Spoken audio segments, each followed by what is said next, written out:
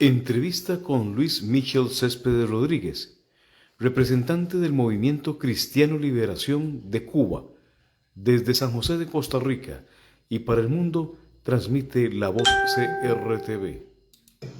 Muchas gracias, Ferreto. Bueno, mi nombre es Luis Michel Céspedes Rodríguez, soy el representante del Movimiento Cristiano Liberación aquí en Costa Rica. Podemos hablar un poco sobre lo que es el movimiento, cuál es su origen fundacional y quiénes fueron las personas que lo hicieron posible. En Cuba, en el año 88, un grupo de católicos que visitaban una parroquia allí en un lugar de La Habana que se llama El Cerro, un municipio, ya tenían esa inquietud de empezar a formar este grupo de liberación. Y 5 personas católicas de esta parroquia deciden fundar el Movimiento Cristiano Liberación. Fue un 8 de septiembre del año 1988. Hay que recordar que este día es muy importante para el pueblo cubano porque es el día de la Virgen de la Caridad del Cobre, que se celebra cada 8 de septiembre y que es una fecha histórica dentro del pueblo.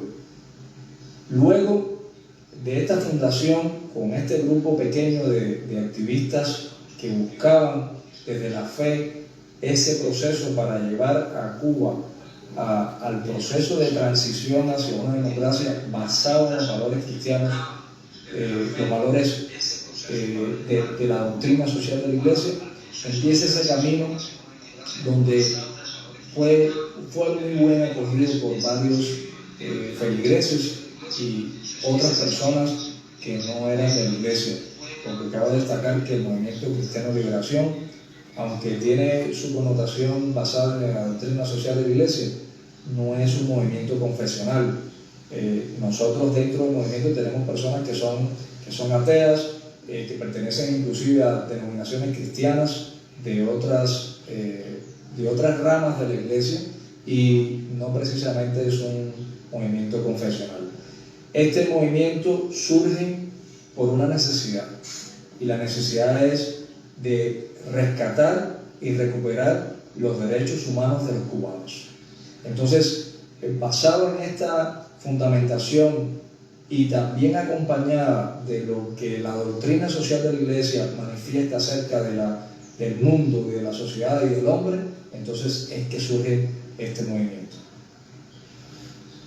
Y como principios fundamentales, ¿qué es lo que reclama? ¿Qué es lo que exige? ¿Qué es lo que pide? ¿Qué es lo que quiere este movimiento cristiano? El Movimiento Cristiano de Liberación, desde 1988 y hasta hoy, 2021, ya somos uno de los movimientos políticos de más trayectoria y más consistencia dentro de la oposición cubana, fundado por Osvaldo Payá y hoy dirigido por el doctor Eduardo Cardet. Es un movimiento que busca en ese proceso de transición hacia la democracia el proceso liberador que presenta el mismo Evangelio. Hay que recordar que en los Evangelios Jesús siempre fue ese maestro que enseñó a liberarse al hombre de las ataduras de este mundo y que siempre buscó los derechos de la sociedad en la que él se manifestó.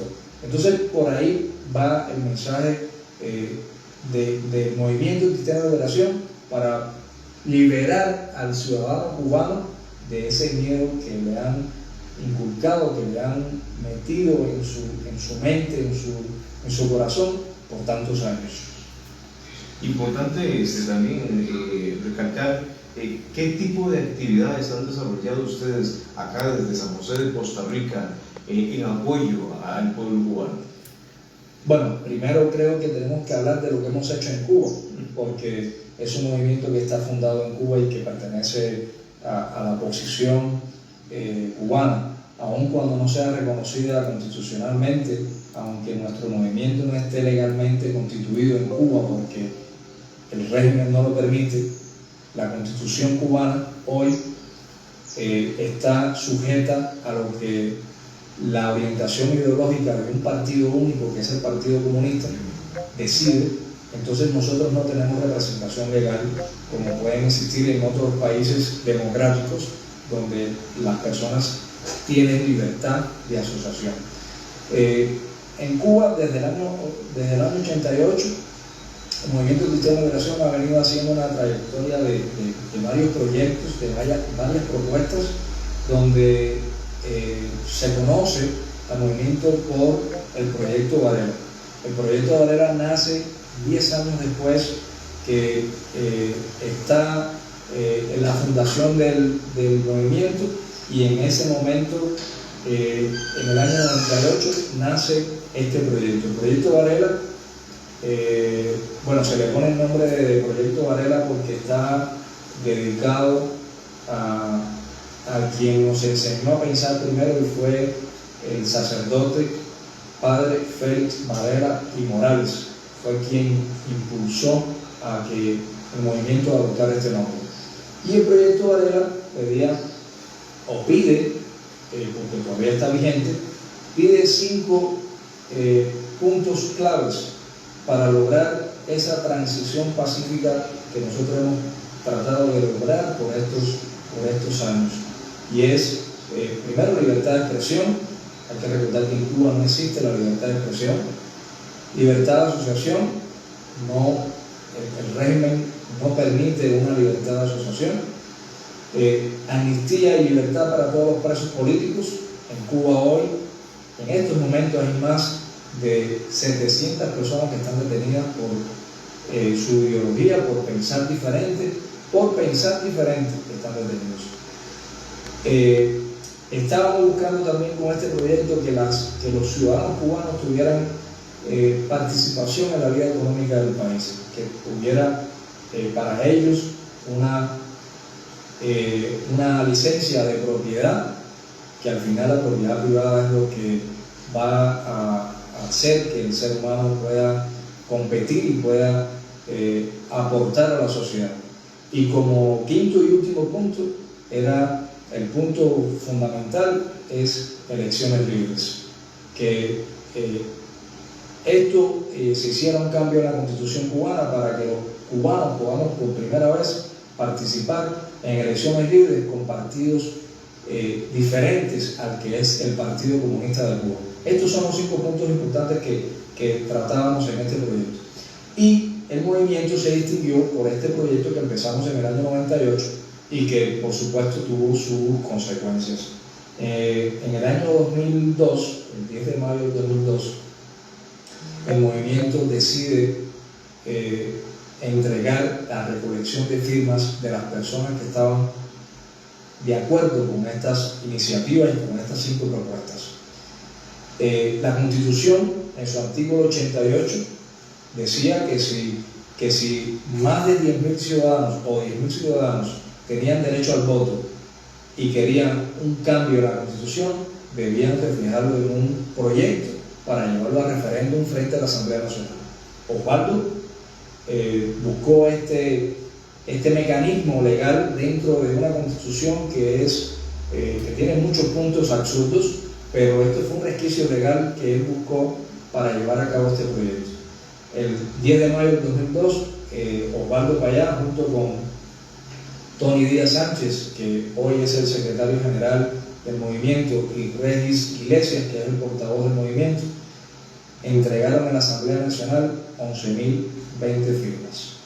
Esto fue algo que desestabilizó un poco al régimen, porque aunque no fuimos los primeros en hacer esto, ya habían personas anteriormente que habían intentado recoger algún tipo de firmas para presentarlo y tener una propuesta de cambio. Esta fue la más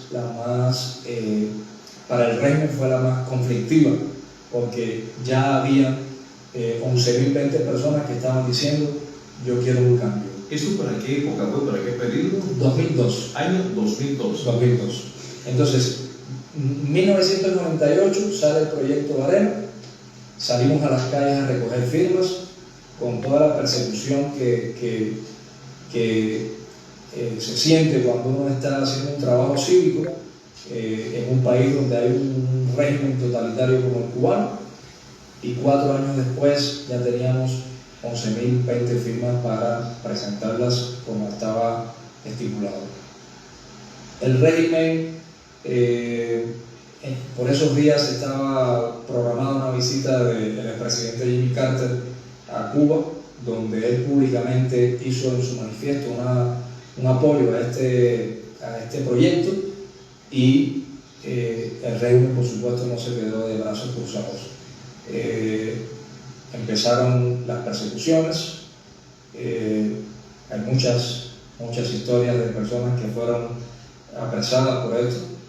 En mi familia hubo gente que estuvo presa porque le encontraron estos documentos en sus casas, y empezó el movimiento represivo del régimen contra estas personas que pacíficamente estaban pidiendo un cambio con su nombre, con su carnet de identidad, su número de identificación, con su dirección, porque así lo constituía la ley.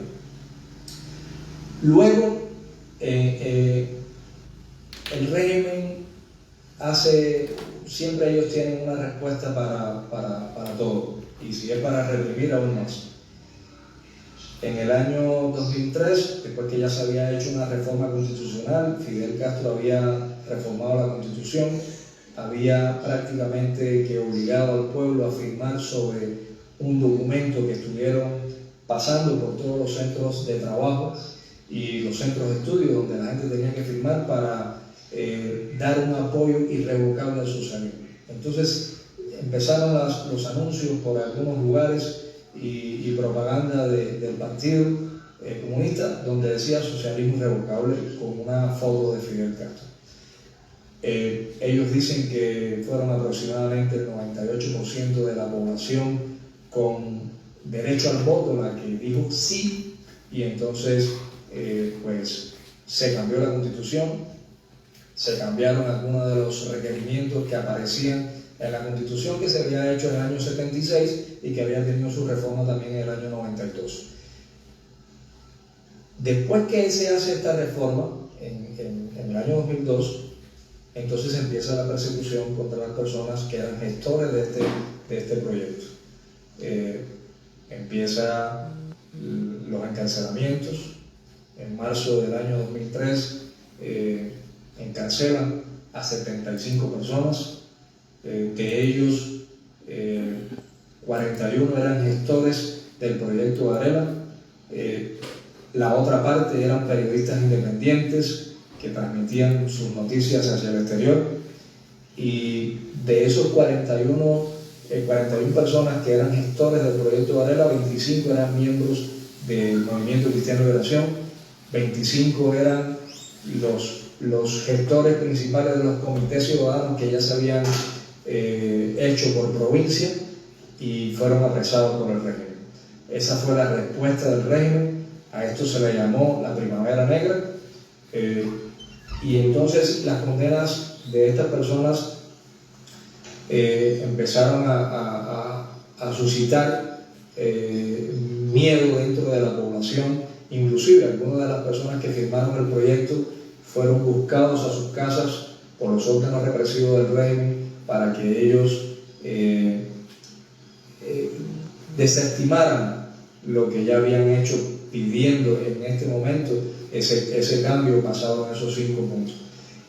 Ya era un proyecto, y cuando un proyecto cumple según la ley, tienes que llevarlo a referéndum, hay que llevarlo a una votación, y esa es la idea de llevar esto a la Asamblea Nacional para que los diputados, que todos sabemos que son del Partido Único, del Partido Comunista, pero que por lo menos se hiciera un debate de lo que allí estaba sucediendo y que se tomara en consideración que el 10% de la población con derecho al voto estaba pidiendo un cambio constitucional, estaba diciendo: yo quiero que la gente se exprese libremente, yo quiero que la gente se asocie, yo quiero que la gente tenga su propiedad privada, tenga su negocio, tenga su restaurante, tenga su hotel, yo quiero que las personas que están detenidas porque el régimen los tiene encarcelados por pensar diferente sean puestos en libertad, pero además de eso, yo quiero votar libremente y yo quiero tener la posibilidad de votar por otras personas que tienen una visión totalmente diferente a la ideología que tiene el Partido Comunista. Entonces, cuando tú planteas esto, el régimen busca una salida. Primero te cambia la Constitución, inmediatamente te la cambian, te dice que el 98% de las personas que tienen derecho al voto apoyan un socialismo irrevocable, y después empieza la represión contra las personas que articulaban en las provincias de Cuba este proyecto. Encarcelan a 75 personas, dentro de los 75 está Tony Díaz, que es el secretario general del movimiento, está Regis Iglesias, que es el portavoz. Desarticula un poquito lo que es el andamiaje que había para lograr más firmas, porque esto siguió, esto no se paró, esto siguió. Y Osvaldo queda prácticamente solo, porque las personas que estaban a su lado apoyando este proyecto y que estaban desarrollando este proyecto en las provincias, los meten presos. Entonces, ¿con quién cuentas tú? Osvaldo se queda solo. Osvaldo siempre fue un hombre de mucha fe, de mucha paz, un hombre de espíritu, y empezó a reorganizar un poco el movimiento para poder continuar. Esto fue en el año 2003, donde las condenas, las mínimas eran de 15 años, inclusive hubo momentos donde los fiscales pidieron penas de muerte para algunos de los que estaban detenidos por su participación en esta campaña, en ese proyecto, y bueno, al final lograron que las condenas bajaran a 28 años de cárcel. Fueron 75 personas que fueron llevadas a prisión. Por supuesto que el mundo democrático se opuso a lo que se le llamó la represión más grande que pudo haber en Cuba hasta el año 2003, y un descontento también por parte de aquellos países que siempre en algún momento han tenido alguna afiliación política. Inclusive partidos de izquierda se pronunciaron en contra de estos procedimientos que llevaron a estos hermanos nuestros a estar en cárcel. Esta fue una de las medidas que hizo el régimen. También medidas colaterales, pues te despedían del trabajo.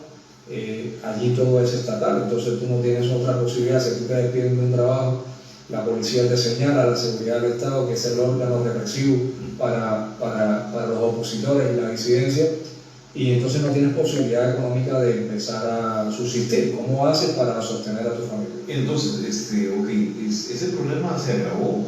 Fueron encarcelados representantes del movimiento, pero entonces el líder principal, o sea, hizo una reestructuración del grupo, del equipo, me comentas, del partido, en este caso los representantes. Y esa reestructuración, ¿qué beneficios tuvo y qué reacciones tuvo por parte del régimen? Bueno, esto empezó a hacerse con mucha cautela, con mucha discreción, porque a nadie le gusta tener a miembros de un movimiento que ya no era solamente parte del movimiento cristiano de liberación. Esto era un movimiento cívico, porque habían 11.020 personas que habían firmado, y no todas las personas que firmaron eran del movimiento cristiano de liberación. Habían también de otros partidos de oposición, otros movimientos de oposición, pero también había muchos ciudadanos de a pie, habían ciudadanos cubanos que querían también ese cambio y que no tenían ninguna afiliación política de ningún movimiento de oposición. Se reestructura y se siguen recogiendo las firmas. Osvaldo da el premio Sájarov, el Parlamento Europeo, por este proyecto, y entonces se continúa con el proyecto. Hay muchos más, después hay otros proyectos que le dan continuidad. En el año 2016, el Movimiento Cristiano de Liberación vuelve a sacar un proyecto que podría decir que es el hijo del proyecto Varela, un cubano, un voto, donde se le presenta a los diputados, a más de 136 diputados, se le entrega personalmente el documento que igual va sobre la tónica de elecciones libres, de cambiar la manera de dirección del país para lograr entrar en el camino de la transición. En el 2016 empieza a gestionarse, en ese mismo año es encarcelado Eduardo Carter, que es el coordinador nacional, y lo condenan a 3 años de prisión. Está en prisión 3 años y bueno, allí sufre algunas intenciones de, inclusive quisieron asesinarlo dentro de la cárcel. Entonces cumple los 3 años, pero el detonante de toda esta situación es que el régimen siempre va a estar muy atento cuando tú te enfrentas y le das un documento diciéndole en su cara: yo quiero un cambio. Y tal fue así que Fidel Castro, en una de sus manifestaciones, le mandó un mensaje claro a Osvaldo Payá y le dijo que él iba a morir antes de que él muriera. Y fue una de las frases que Osvaldo siempre decía: me han dicho que me van a matar, pero yo no voy a huir. Entonces esto es muy fuerte. Osvaldo lo asesinaron el 22 de julio del 2012 junto a Garo Cepero, un joven activista del movimiento, cuando estaba trabajando en una de las propuestas de cambio que estaba realizando el Movimiento Cristiano de Liberación, que se llama El Camino del Pueblo. Entonces, creo que nosotros, como dentro de este movimiento cívico cubano de oposición, hemos tenido una trayectoria donde hemos logrado que el pueblo se movilice a favor de esta transición pacífica. Ha sido muy difícil lograrlo, pero creo que han habido puntos muy interesantes donde han involucrado al pueblo, que al final es el que elige y el que decide su presente y su futuro. Y creo que nosotros hemos apoyado a ese pueblo con estos proyectos, con estos documentos, donde el pueblo se ha visto también beneficiado, porque en este proceso de liberación el pueblo se ha dado cuenta de que no puede vivir sin libertad y que la libertad es inherente al ser humano. Entonces ahí es donde nosotros estamos apoyando a ese pueblo. Yo creo que ha costado, y sobre todo en estos 33 años de existencia del Movimiento Cristiano de Liberación, ha costado mucho, pero creo que hemos dejado una huella dentro de la oposición cubana. El régimen sabe que nosotros estamos ahí y que siempre vamos a estar ahí para marcar ese camino hacia la transición. Bueno, y hablando de este proceso, en una entrevista anterior nos habías comentado de que uno de estos líderes había sido asesinado por el régimen, y el cual era tomado como uno de sus mártires cubanos, que representa mucho este movimiento en lucha y en búsqueda de la libertad y la soberanía ciudadana. Sí, Osvaldo Payá y Garo Cepero, bueno, fueron asesinados el día 22 de julio del 2012. Estaban trabajando en uno de los proyectos, El Camino del Pueblo se llama el proyecto, y fueron, el carro donde iban fue golpeado por detrás, lo sacó de la carretera.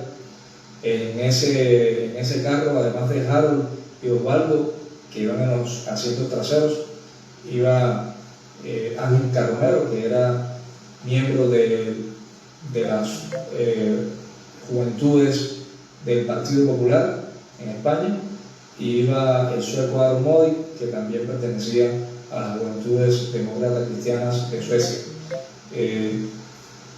Ellos fueron embestidos por detrás. Tenemos información por parte de Ángel de que el carro lo sacó de la carretera, de que el carro donde estaban ellos y lo sacó de la carretera iban militares que lo golpearon. Cuando él preguntó que quiénes eran ellos, Aron Modi pasó unos mensajes de texto a un amigo del Partido socialdemócrata cristiano de Suecia, donde explicaba que estaban en el hospital, que estaban con vida, pero que un carro les había dado por detrás. Esto forma parte de la represión que siempre ha tenido el régimen contra aquellos que piensan diferente y que no están alineados a su política. Es lamentable la pérdida de Osvaldo. Osvaldo era un gran líder, muchos lo consideraron el hombre que iba a hacer, la transición, iba a ser el hombre de la transición en Cuba. Y lastimosamente el régimen pues lo asesinó a él y a Jado. A él y lo asesinaron. Sí.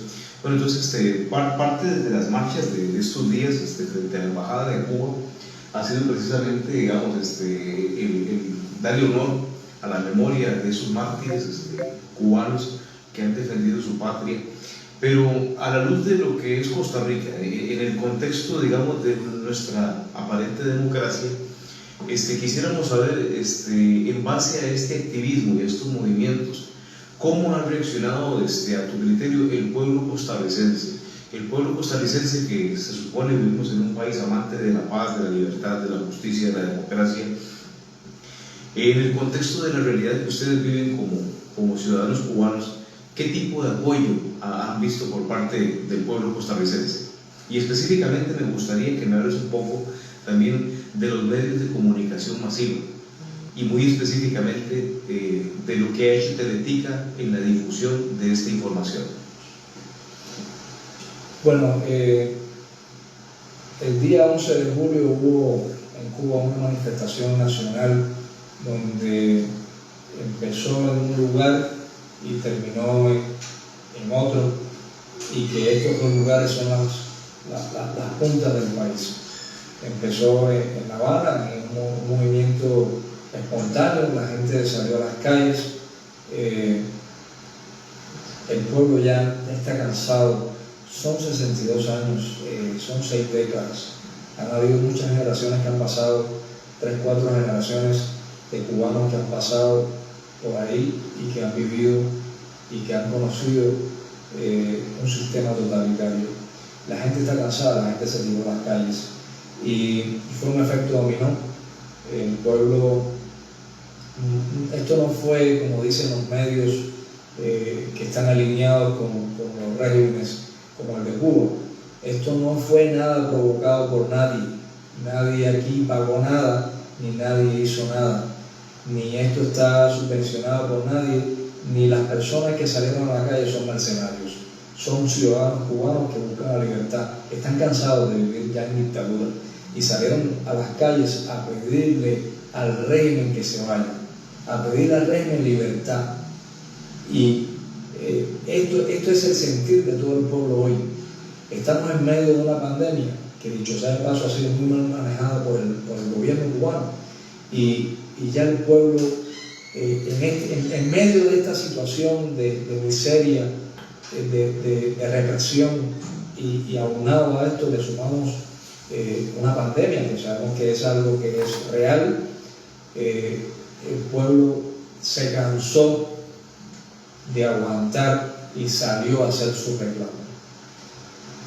Nosotros, desde acá, la comunidad cubana aquí en Costa Rica, no somos muchos, pero hemos dado un apoyo moral, que es lo más que podemos hacer.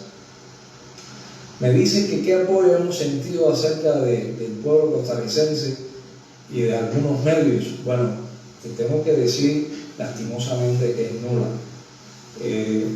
Nosotros no hemos sentido que hemos tenido un apoyo. Ahora, todavía estamos a tiempo.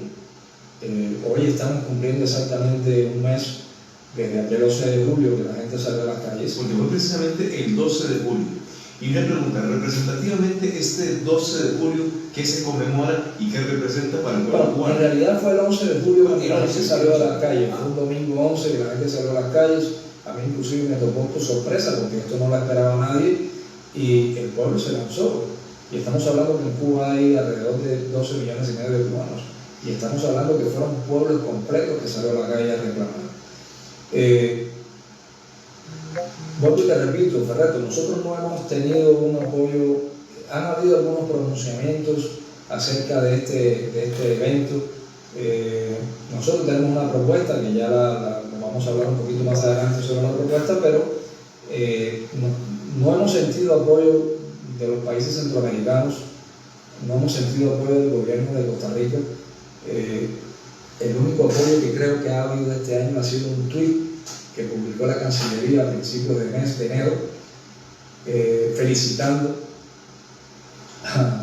al régimen, porque no podemos hablar con paños, felicitando al régimen por sus 62 años de liberación. Un proceso de liberación donde los derechos humanos han sido mutilados. Entonces es muy difícil lograr esto. Tengo que tomar agua.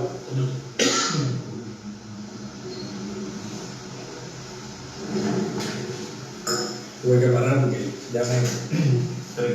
Entonces, no hemos recibido apoyo. Como te comentaba, la Cancillería de Costa Rica no se ha pronunciado. Yo conozco perfectamente que no es la política exterior de Costa Rica, pero creo que ante un acontecimiento como el que sucedió el día 11 de julio y los días posteriores, creo que una de las democracias más sólidas del continente, en representación de un gobierno, tenía que haber hecho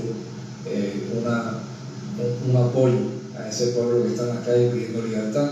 Y como yo bien te decía antes, la gente no se tiró a las calles pidiendo remesas, que es lo que el régimen ha querido interpretar, y la gente no se tiró a las calles pidiendo comida, porque tampoco las hay, pero la gente no se tiró a las calles pidiendo comida.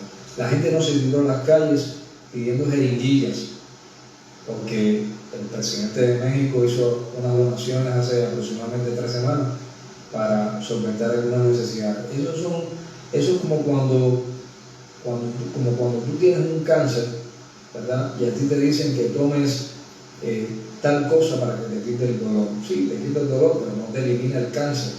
Entonces, el pueblo salió a las calles pidiendo libertad.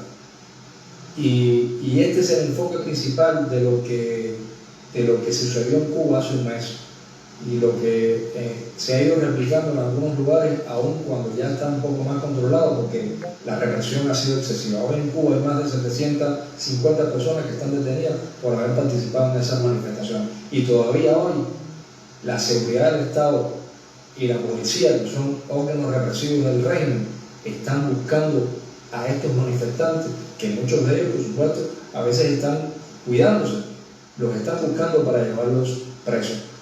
Te voy a adicionar más: desde hace más de 15 días están realizándose juicios sumarios, donde no hay abogados, donde no hay ninguna ley más que la que rige el Partido Comunista, y entonces donde te condenan a los años que ellos quieran, ya sea por desobediencia, ya sea por desacato, ya sea por desorden público, o la causa que ellos quieran implementar, ellos lo hacen, y al final te meten preso porque es el objetivo. Entonces con esto lo que hacen es limitar las libertades, con esto lo que hacen es asustar a la gente para que la gente no salga a manifestarse, porque entonces la gente dice: si yo salgo a manifestarme, entonces me van a hacer un juicio de este tipo, sin ningún marco legal que fundamente mi detención, porque lo que estoy haciendo es manifestándome libremente, y entonces lo que voy a hacer es que me van a encarcelar y voy a estar 1 año, 2 años, 3 años, 5 años. Pero no, nosotros tenemos un caso, y es un caso que podríamos inclusive tomarlo como un precedente a lo que sucedió el día 11 de julio.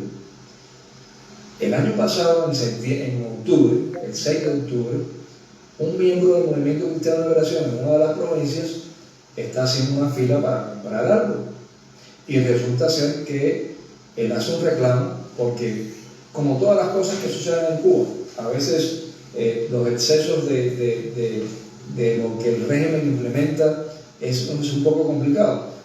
Parece que él hizo un reclamo, pues la policía se lo llevó preso, y hace aproximadamente unos 22 días le hicieron un juicio telemático, o sea, un juicio que no estuvo ni presente, nada más que le informaron que estaba condenado a 5 años por participar en no, las protestas. No. Estamos hablando que a él lo condenaron 5 años porque él está preso desde el día 6 de octubre del año pasado. Está preso, estaba pendiente a juicio y lo metieron preso. ¿Le extendieron? No, él está preso desde el día 6. Lo que pasa es que lo condenaron hace 22 días, o hace 22 días lo condenaron a 5 años de prisión por desacato y por desorden público y por propagar pandemia. Una persona que estaba en una fila, haciendo fila para comprar algo, pero parece que hizo algún reclamo y llegó la policía y se lo llevó preso. Yandier García Labrada es la persona de la que te estoy hablando, es miembro del Movimiento Cristiano de Liberación. Entonces, puede ser que Yandier y el caso de Yandier sea el precedente de lo que ocurrió hace un mes, porque la gente salió a la calle a protestar y a la gente salió a la calle a pedir libertad, y Yandier hace ya casi un año salió en su defensa de sus derechos en una fila, en una cola que estaba haciendo para comprar cosas. Entonces, ¿hasta dónde llega el régimen cuando tú te manifiestas libremente y reclamas tu derecho? Una persona que tiene a su cargo la responsabilidad de llevar la comida a su casa porque vive con su mamá y lo condenan a 5 años. Y está preso desde el día 6 de octubre del año pasado. Ya va a cumplir un año. Entonces, esa prisión preventiva que le hicieron antes de que lo condenaran ahora va a sumar dentro de la condena, porque ya lleva casi un año preso. Todavía le faltarían 4. Entonces, estamos hablando de un estado represivo donde tú no te puedes expresar libremente y donde tú no puedes hacer reclamos a tus derechos. El caso de los 75 de la Primavera Negra del año 2003 es el claro ejemplo. La iglesia hizo gestión para que estas personas salieran de Cuba, salieran de prisión y salieran de Cuba, fueron desterrados hacia España. Dejaron familias, hijos y todo. Muchos no se pudieron despedir de sus seres queridos. Los dejaron atrás porque los cogieron, los sacaron de la cárcel, los montaron en un avión y le dijeron: usted va desterrado para España. Entonces, estamos hablando de un régimen que, además de ser totalitario, es un régimen despiadado, donde esos valores que ellos predican cuando quieren vender servicios médicos y quieren poner a los médicos de Cuba como el estandarte de ese proceso revolucionario que ya tiene 62 años, que además de eso hoy está demostrado que el sistema de salud cubano está colapsado, no existe, es una falacia el sistema cubano. Los médicos tienen muy buena recepción de información y son profesionales. Y aquí en Costa Rica tenemos una comunidad de cubanos que hay muchos que son médicos, son buenos profesionales, pero eso dista mucho del sistema de salud. Es un sistema de salud fallido. Hoy por hoy la gente se está muriendo en las casas. Los hospitales están colapsados, no tienen las condiciones necesarias. La pandemia vino a desmontar el mito del sistema de salud cubano. Es un mito. Como Fidel fue un mito. Como el proceso que ellos iniciaron en el año 59 fue un mito también, porque fue un mito que nunca llevó sus inicios, nunca se llegaron a concretar. Esos discursos que daba Fidel en los años 59, 60 y 61 se echaron por tierra. Entonces, estamos ante un sistema totalitario, estamos ante un sistema despiadado que, además de eso, pone en confrontación a los cubanos. Ayer salió una noticia que el primer ministro de Cuba dijo en una conferencia que la situación actual que había hoy en Cuba es dada por la ineficiencia del personal médico. Entonces, estamos hablando de un sistema y estamos hablando de personas que no tienen ningún escrúpulo para siempre culpar a alguien. Y podremos hablar del famoso embargo, y podemos hablar de todo el famoso embargo desde en el año 91. Fue que empezó a hablarse del embargo en Cuba. Antes del año 91 tú no escuchabas a nadie en Cuba, ni al régimen propio, hablar del embargo.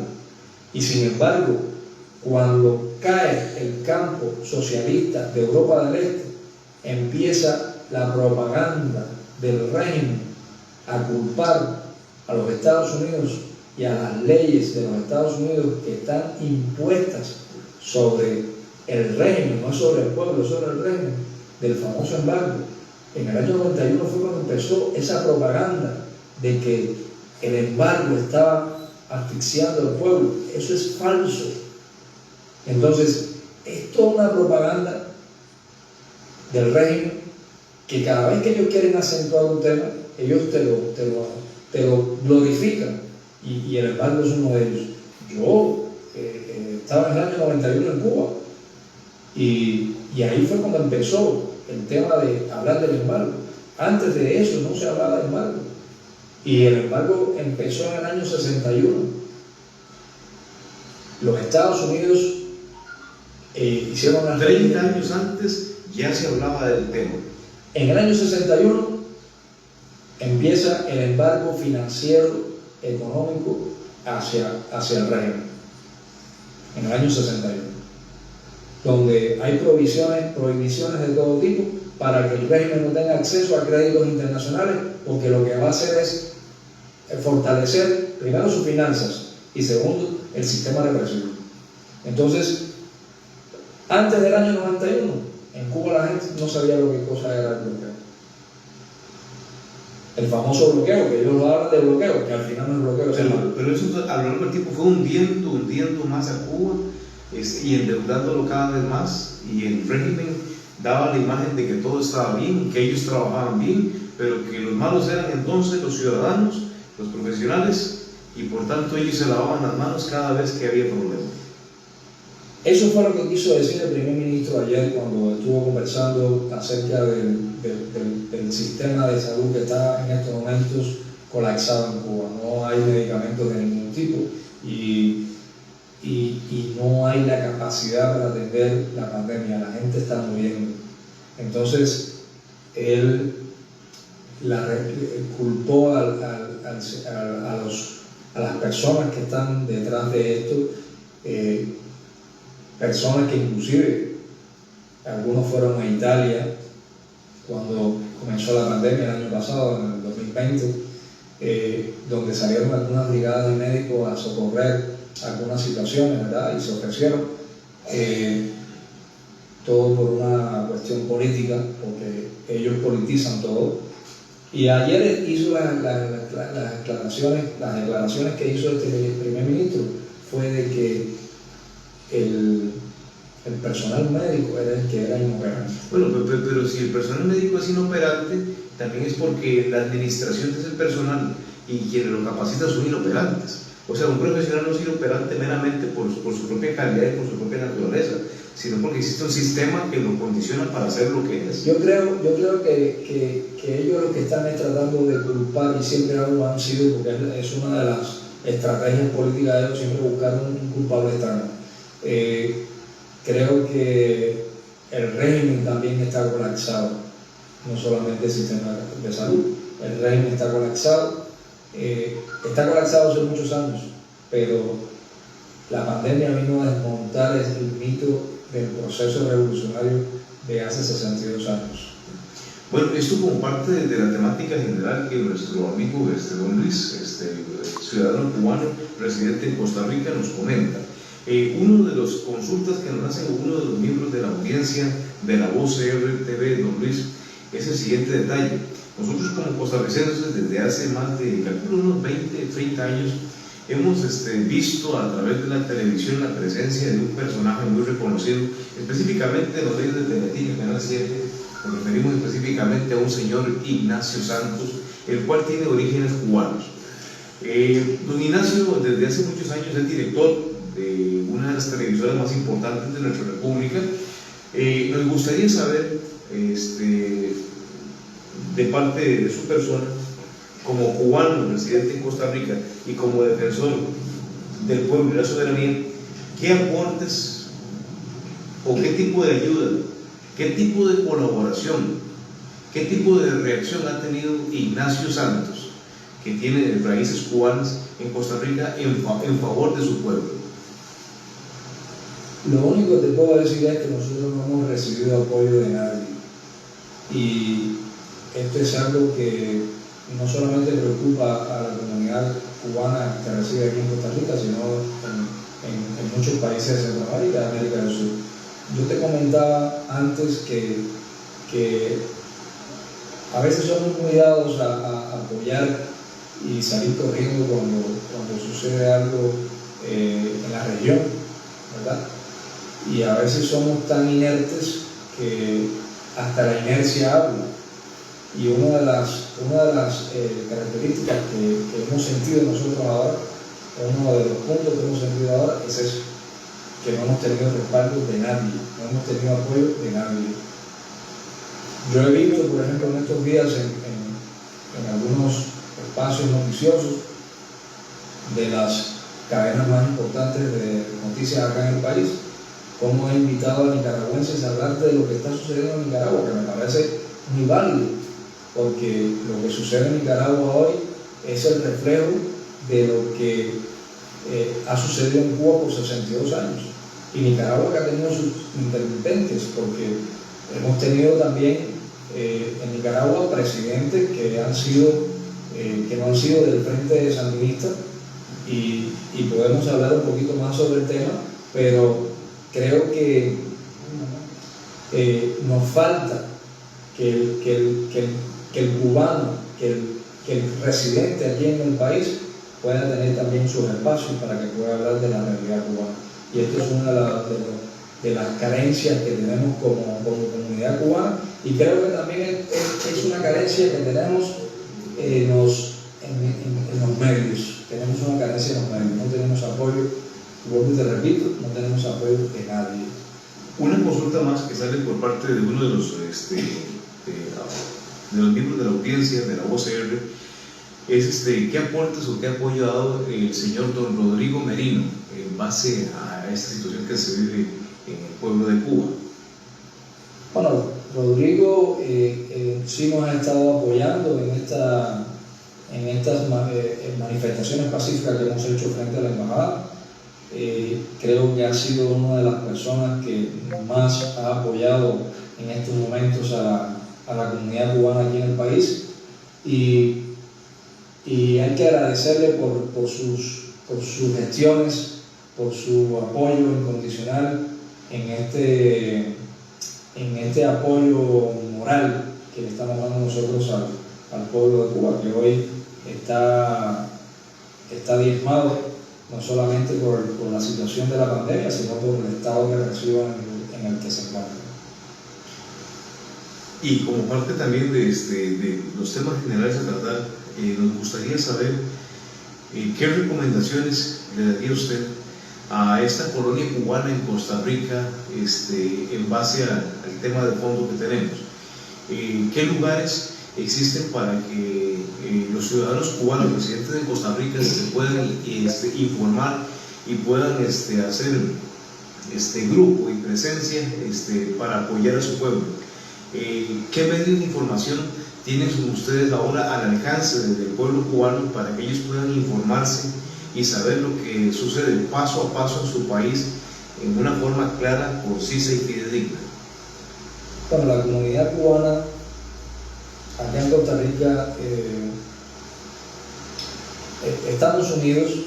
El evento que sucedió en Cuba el día 11 de julio nos ha unido aún más, y creo que sí nos falta más apoyo de los medios. Yo quiero reiterarte las gracias por brindarnos este espacio y porque has participado con nosotros allí, y también de algunos otros medios digitales que también nos han apoyado. Bueno, en verdad es parte de lo que intentamos hacer nosotros como miembros de la voz CRTV en San José de Costa Rica, el darle apoyo a nuestros hermanos cubanos en base a la situación que viven, a esta gran represión que, como menciona don Luis, más de 62 años bajo un régimen en el cual tiene el pueblo en la decadencia, en la desgracia, en la pobreza. Y porque precisamente no queremos esto para Costa Rica, es que hoy hacemos de conocimiento público para nuestra audiencia lo que acontece de la realidad del pueblo cubano. Algo muy distinto a como lo maquillan en los medios tradicionales de información. Es por esta razón de que paso a paso les invitamos, amigos y amigas teleaudientes, a que sigan nuestras publicaciones en base a este gran tema. Aquí de primera mano siempre contaremos con la presencia de don Luis. Don Luis, en verdad, muy agradecidos, ya casi al llegar a los 60 minutos de transmisión. En verdad creemos de que esta historia general, esta temática que usted ha desarrollado, nos ha dado un perfil un poco más claro de lo que es la realidad de la situación de Cuba y de que cómo nosotros como costarricenses podemos dar nuestro apoyo moral y también despertar conciencia para evitar de que el día de mañana vivamos una experiencia como la que están viviendo ustedes.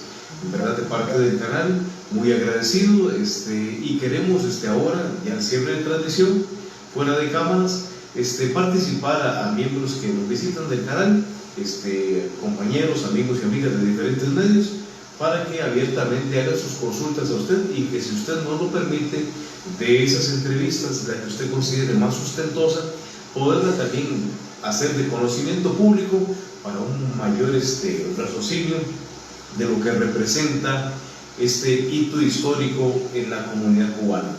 El pueblo se ha levantado, ya no tolera más.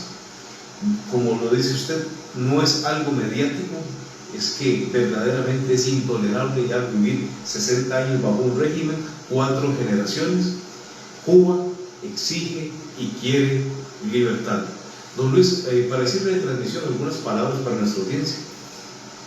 Bueno, quiero que los países centroamericanos, los países sudamericanos y el resto de los países demócratas del mundo apoyen lo que el Movimiento Cristiano de Liberación hoy está viviendo, y es el aislamiento económico, político, financiero, educativo, cultural, deportivo, aislar al régimen cubano, así como sucedió en Sudáfrica, que el gobierno de Pretoria tuvo que ceder ante la presión internacional, donde un grupo de blancos eran los que gobernaban y segregaban al país, al pueblo.